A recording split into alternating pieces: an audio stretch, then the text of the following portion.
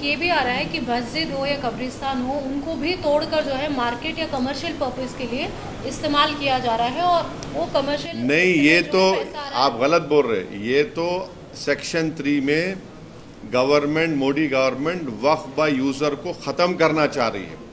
अब वक्फ by user का मतलब क्या है? जैसा हिंदू धर्म में बाय कस्टम एंड यूसेज आप उसको मंदिर घोषित करते, बाय कस्टम एंड यूसेज, वैसे ही मुसलमानों में वक्फ बाय यूज़र उस वक्त है जब मस्जिद में जाके मैं नमाज पढ़ रहा हूँ, वक्फ बाय यूज़र हो गई। दरगाह में जाकर कोई जा रहा है, वो वक्फ बाय यूज़र हो गया। किसी एक सूफ़ी की खानखा है, वहाँ पर जिक्र की महफिल हो रही, वक्फ बाय यूज़र हो गया। ख़बरस्तान है, वो वक्फ बाय यूज़र है, वो एक्ट है, सेक्शन 95 में एक्ट है। Modi government Waqf by user को निकालना चाह रही है। क्यों निकालना चाह रहे हैं भाई वक्फ बाय यूज़र को आप? जब आप हिंदू धर्म में बाय कस्टम एंड यूसेज ये बोल रहे हैं कि it is a endowment property, वैसे ही आप इस्लाम में वक्फ बाय यूज़र का मतलब ये है कि मस्जिद मेरी है। आप वो इसलिए निकालना चाह रहे ताकि कल जितने यतीम खाने हैं, ऑर्फनेज है, क़ब्रस्तान है, मस्जिद है, दरगाह के तहत जो ज़मीनें हैं, उन सब को आप बोलेंगे वक्फ बाय यूज़र नहीं है, ये वक्फ प्रॉपर्टी नहीं है, इसलिए हम उसका गवर्नमेंट प्रॉपर्टी बोल के कब्जा कर लेंगे। ये सेक्शन 3 का वक्फ बाय यूज़र निकालने का तरीका एक ही है। ये पूरा मस्जिदों को छीन लो मुसलमानों से, दरगाहों को छीन लो, ख़बरस्तान को छीन लो, और दरगाह खानखा के तहत जो ज़मीनात एग्रीकल्चर लैंड पूरों को छीन लो। ये असल मकसद है।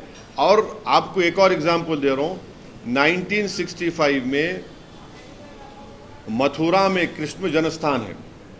1965 में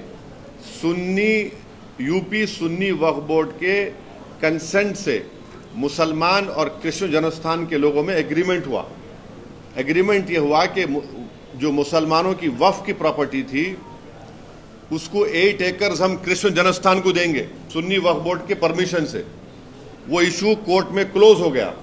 अब 2023 में फिर केस हो गया उसके ऊपर। तो अब वक्फ बाय यूज़र आप निकाल लेंगे तो आप बोलेंगे नहीं, ये भाई नहीं मुसलमानों का। समझे मेरी बात को आप? और गवर्नमेंट क्या बोल रही कि अब रजिस्टर करना है, अगर ये 2024 का एक्ट बनेगा, उसको अब जितने प्रॉपर्टीज को, जितने वक्फ है, उसको रजिस्टर करना है। कैसा रजिस्टर करेंगे? बोल रहे कि आप डीड्स लेकर आओ। अब मक्का मस्जिद है, मक्का मस्जिद की डीड कहाँ है बताओ आप मेरे को? हैदराबाद में 400 साल पुरानी मक्का मस्जिद, उसकी डीड कहाँ रहेंगी बोलो आप?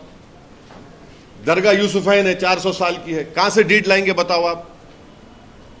बाबा शरफुद्दीन की दरगाह है, वो तो 600 साल पुरानी है, कहाँ से डीड लाएंगे बताओ आप?